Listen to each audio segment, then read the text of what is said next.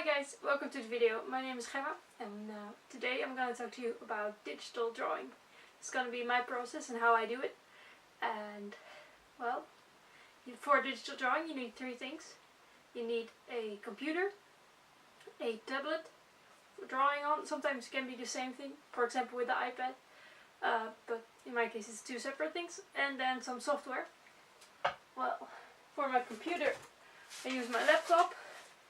It's a nice, clunky, big thing, but it's quite good, and it's like 3 years old, I think. Then I use my drawing tablet.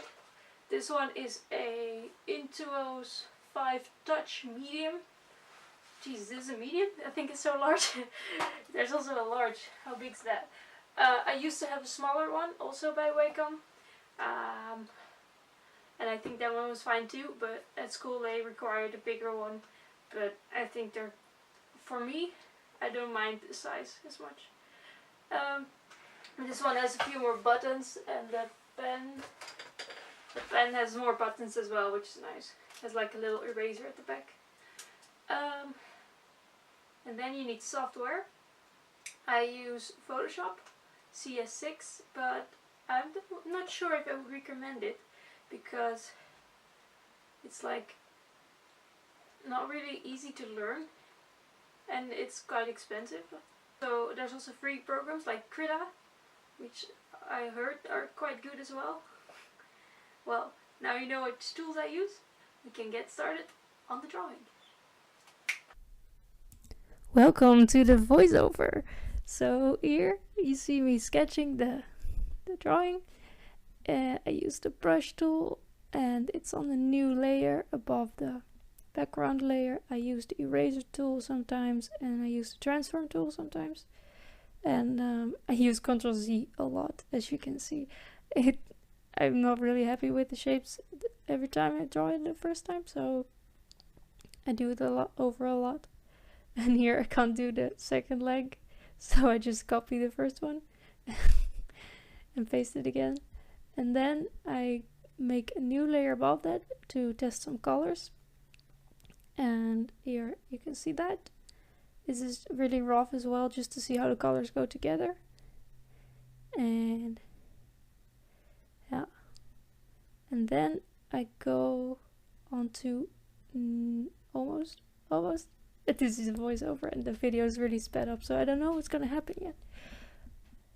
Are we there yet? Oh, I'm still making details on the scarf.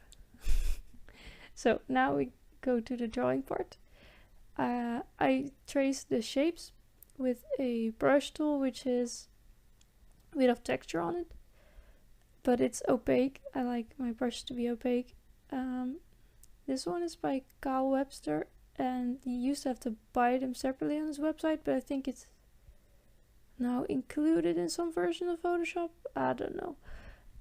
Anyway, it's a textured brush, and there's lots of them on the internet as well. You can also make them yourself if you know how to do that.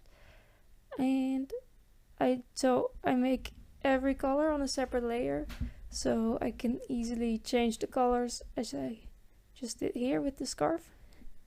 And also, so I can use clipping masks later on. Which so here I use eraser tool.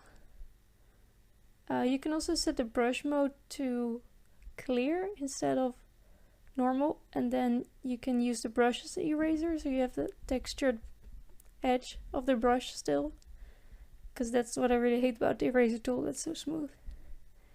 And here I make a clipping mask above a color layer, and then use a slightly darker color to trace around the edges. And a clipping mask makes sure that you can only draw inside the shape that it has been clipped to. So all the transparent pixels stay transparent, as you can see.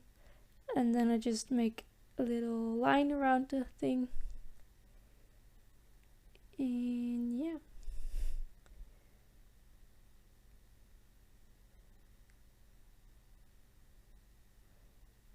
So I've been drawing in Photoshop for a while now, so I know all the not all the shortcuts. I know a lot of shortcuts, so it's quite fast, but if you do it for the first time and you don't know any shortcuts, It's really annoying, I think. And you have to go through all the menus and search for options. But yeah, once you know it, it's alright.